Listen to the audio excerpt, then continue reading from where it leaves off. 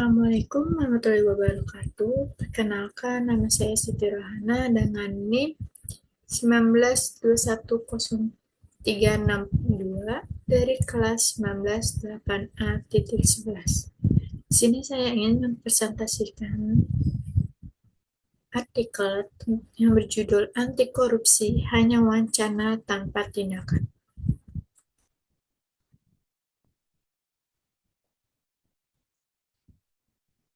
Yang pertama ada abstrak. Korupsi masih menjadi permasalahan utama di Indonesia. Meskipun berbagai komitmen dan kebijakan pemberantasannya telah digaungkan sejak era reformasi. Hasil dari analisis menunjukkan bahwa korupsi di Indonesia bersifat sistemik dan memerlukan perubahan struktural yang melibatkan partisipasi aktif masyarakat serta penguatan lembaga anti korupsi. Penanggulangan korupsi tidak cukup melalui tindakan hukum, tetapi membutuhkan strategi jangka panjang yang berbasis transparansi dan pengawasan publik. Selanjutnya ada pendahuluan. Indonesia telah menerima banyak janji untuk memerangi korupsi sejak reformasi bergulir. Pemimpin kita menyatakan bahwa korupsi adalah musuh bersama. Korupsi tidak hanya merusak keuangan negara, tetapi juga merusak kepercayaan publik terhadap pemerintah dan lembaga negara. Janji-janji tersebut seringkali terdengar meyakinkan, seolah-olah mereka memberikan harapan pada orang-orang yang marah dengan ketidakadilan. Lalu, apa yang terjadi kemudian? Korupsi yang seharusnya sudah dihapus justru terus meningkat. Tahun demi tahun, kita melihat para pejabat terlibat dalam korupsi dan uang rakyat yang hilang begitu saja. Kita terjebak dalam lingkaran yang mengerikan yang terus berputar. Yang lebih mengerikannya lagi, orang-orang yang kita pilih untuk mewakili kita seringkali melakukan korupsi. Selanjutnya, metode. Penelitian ini menggunakan metode kualitatif deskriptif. Ini bertujuan untuk menggambarkan secara mendalam dan efektif kompleksitas praktik korupsi di Indonesia, khususnya melalui ketiga kasus yang akan dibahas. Selain itu, analisis ini bertujuan untuk meningkatkan kesadaran publik terhadap budaya korupsi yang telah mengakar dan mendorong masyarakat untuk berpartisipasi secara aktif dalam pengawasan dan pemberantasan praktik korupsi.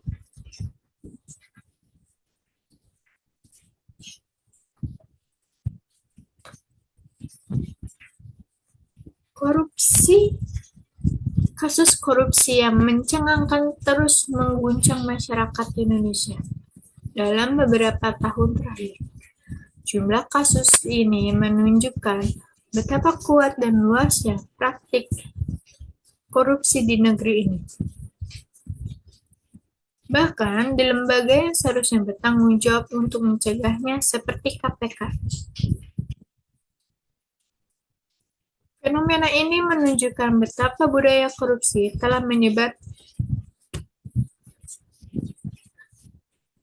menyebar ke berbagai lapisan birokrasi dan lembaga penegak hukum. Akibatnya, kepercayaan publik semakin terkikis, yang mengakibatkan krisis moral dan integritas dalam sistem pemerintahan yang seharusnya berfungsi untuk memenuhi kepentingan rakyat.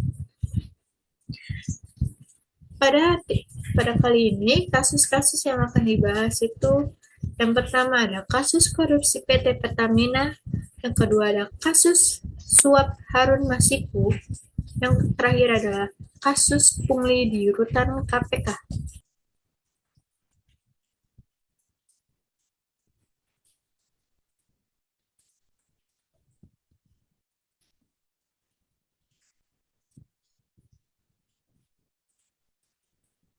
Yang pertama ada kasus korupsi PT Pertamina. Kejaksaan Agung mengungkap kasus korupsi PT Pertamina yang melibatkan pengaturan pengadaan minyak mentah dan produk kilang yang melanggar aturan, yang mengakibatkan kerugian sebesar 193,7 triliun. Modus operandi adalah kolusi antara pejabat internal Pertamina dan kontraktor untuk memenangkan pihak tertentu secara ilegal. 7 tersangka telah ditahan untuk penyidikan tambahan, yang merupakan bagian dari upaya penegakan hukum untuk memerangi korupsi yang signifikan di sektor energi nasional. Ketika rakyat Indonesia sedang berjuang dengan harga bahan bakar yang terus merangkak naik, orang-orang di balik meja justru menambah beban dengan tindakan yang tidak bertanggung jawab. Selanjutnya ada kasus suap Harun Masiku. Kasus suap pengurusan pergantian antar waktu atau PAW anggota DPR untuk Harun Masiku melibatkan permintaan uang suap sebesar 2,5 miliar untuk komisioner KPU, Sekjen DPR, dan Sekjen Kemendagri agar proses PAW berjalan lancar. Dalam kasus ini, sejumlah kader PDIP, termasuk Hasto Kristianto, didakwa terkait praktik suap dan upaya menghalangi penyidikan KPK, yang menunjukkan kolusi dan korupsi dalam proses legislatif Indonesia. Selanjutnya ada kasus pungli di rutan KPK. Praktik pungli mencapai 300.000 hingga 2 juta dari tahanan untuk fasilitas seperti mempercepat masa isolasi dan penggunaan ponsel. Dengan dugaan total pungli mencapai 6,3 miliar selama 2019 sampai 2023. Kasus ini menunjukkan kurangnya pengawasan internal dan merusak reputasi KPK sebagai lembaga pembersihan. Tak hanya merusak sistem hukum, tindakan ini mencerminkan bagaimana budaya korupsi sudah merasuki setiap lapisan. Bahkan, lembaga yang dibentuk untuk memberantas korupsi itu sendiri.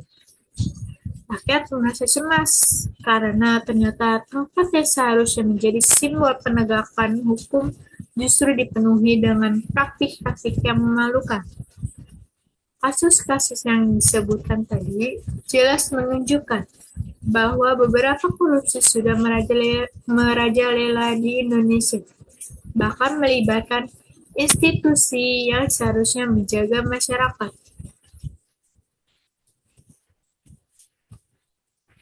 Korupsi sudah menjadi budaya yang memasuki institusi dan struktur, bukan lagi sekadar tindakan individu yang salah. Bahkan, KPK misalnya tidak terbebas dari praktik yang dirugikan. Jika kasus-kasus ini dibiarkan tanpa tindakan tegas, masyarakat akan kehilangan kepercayaan pada sistem yang ada. Pada dasarnya, korupsi telah merusak uang negara dan kepercayaan masyarakat terhadap sistem pemerintahan. Namun, pemberantasan korupsi akan tetap menjadi wacana kosong tanpa tindakan yang konkret. Di penutup ini, perubahan tidak akan terjadi jika hanya menunggu. Kesadaran dan partisipasi masyarakat sangat dibutuhkan untuk menyuarakan keadilan. Korupsi bukan sekedar urusan pejabat, melainkan persoalan bersama yang merugikan seluruh elemen bangsa. Pemberantasan korupsi memerlukan tindakan nyata, bukan sekadar janji manis. Tidak perlu memegang jabatan tinggi untuk dapat berkontribusi. Peran aktif dapat diwujudkan melalui pemilihan pemimpin yang berintegritas, dukungan terhadap lembaga anti korupsi, serta keterlibatan dalam pengawasan publik.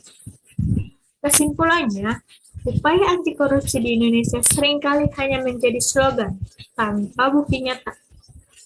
Beragam kebijakan seperti kampanye dan lembaga telah dibentuk, tetapi praktik korupsi tetap marak, bahkan di institusi yang seharusnya menjadi garda terdepan dalam pemberantasannya.